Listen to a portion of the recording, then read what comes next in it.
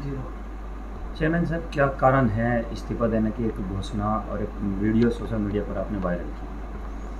देखिए, ऐसा है कि आप सब जानते हैं कि जब मैंने नगर पालिका का कार्यभार संभाला था, तभी से आज तक एक विकास किया है, विकास करेंगे के नारे पे हमने चुनाव जीता था।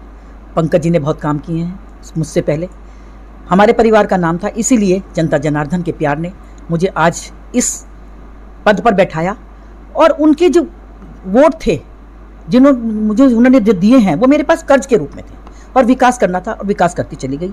आप सबको पता है कि विकास के मार्ग पर कितनी रुकावटें आती हैं। मेरे साथ कुछ ज़्यादा आई, लेकिन मैं डरी नहीं, झुकी नहीं, रुकी नहीं। हर जगह जाना, हर वार्ड में जाना, जनता के बीच में जाना।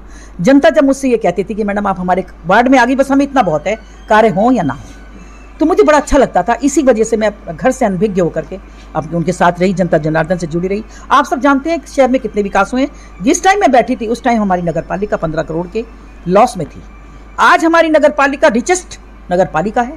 और जो ग्रेजुएटी पेंशन के लिए लोग आते थे यहाँ पर, 25-25, 30-30 साल से उनकी ग्रेजुएटी पेंशन रुकी हुई थी, वो सब ये कहते थे मैडम हमारी, मुझे उनकी देख करके बड़ी दयनीय दशा हो जाती थी। आज ये है कि किसी का कोई दे नहीं है, सबका देने के बाद आज हमारी नगर पालिका से एक मुश्त कार्य सारे चहुर हो रहे हैं। 50 के 50 वार्डों में काम हो रहे हैं। घोषणा क्यों करनी पड़ा, ऐसा क्या रहा आज आपको इस्तीफे घोषणा करनी पड़ी? मैं उसी पॉइंट पे आ रही हूँ, क्योंकि जब इतने काम करने के बावजूद कोई आरोप प्रत्यारोप लगते हैं, और उन लोगों ने, उन सभासदों ने जिनकी कोई आइडेंटिफिकेशन नहीं है, और उन्होंने जो है झूठी शिकायत करके, कोई उनका एविडेंस नहीं है, कोई इनका प्रमाण पत्र नहीं है, उनकी शिकायत पर उन्होंने जो है मेरे पावर सीज कर दिए गए। आपको जानकारी है, 19 जुलाई सन 2022। और मैंने बताया कि मेरा दोष बताइए, अगर मेरा दोष है आप मुझे फांसी पर भी लटका दीजिए, मैं तैयार हूँ। मेरी कोई गलती नहीं बताई और मेरी पावर सीज कर दी गई। जब सुनवाई नहीं हुई तो हाई कोर्ट गई, हाई कोर्ट ने मेरे साथ न्याय किया, हाई कोर्ट ने मेरी पावर जो है बहाल कर दी, क्योंकि मेरी एक पावर ली गई थी, एक मेरे पास सुरक्षित थी।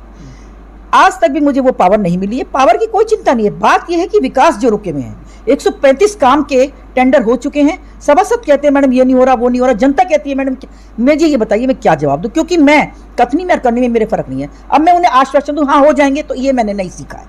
करती हूँ, कहती हूँ तो करती भी हूँ। तो अब इस वजह से जो है क्या हुआ कि मेरी जो गलत तरीके से षड्यंत्र के तहत मेरी पावर सीज कर दी गई। उसके बाद जो है जब कोर्ट ने बहाल कर दी तो वो भी नहीं दी गई।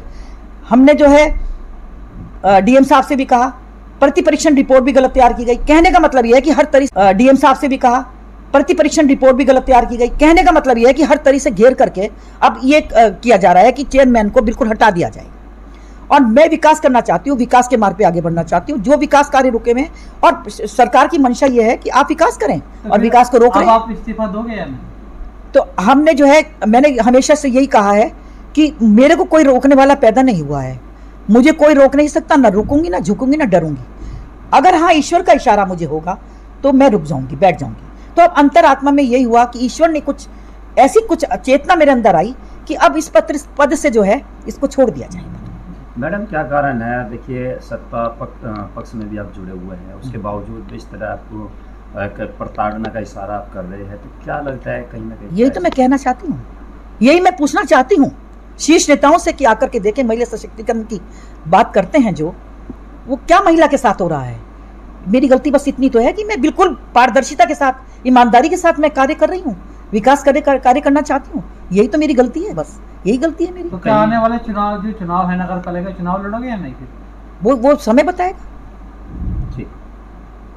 तो किन लोगों का लापरवाही, कौन लोग हैं जो आपकी तरह से? एक पूरा गिरोह है, ये आपने देखा है, आप जानते हैं, पूरा गिरोह लगा हुआ है। लेकिन वे लोग भी कुछ बीजेपी से जुड़े और आप भी बीजेपी। हाँ, तभी तो दुख होता है कि मतलब डिसिप्लिन की बात करते हैं कि डिसिप्लिन है बीजेपी में, तो ऐसे लोगों को क्यों बहिष्कार नहीं किया जाता जो पार्टी को बदनाम कर रहे हैं? तो बीजेपी के लोग हैं जो आपको भी परेशान कर रहे हैं? नहीं, सभासद है, कुछ पूरा गिरोह है, और ऐसे लोगों का बहिष्कार होना चाहिए।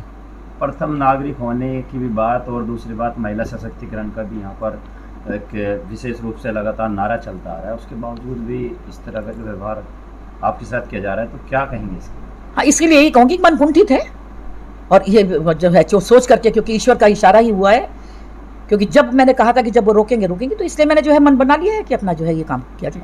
ठीक।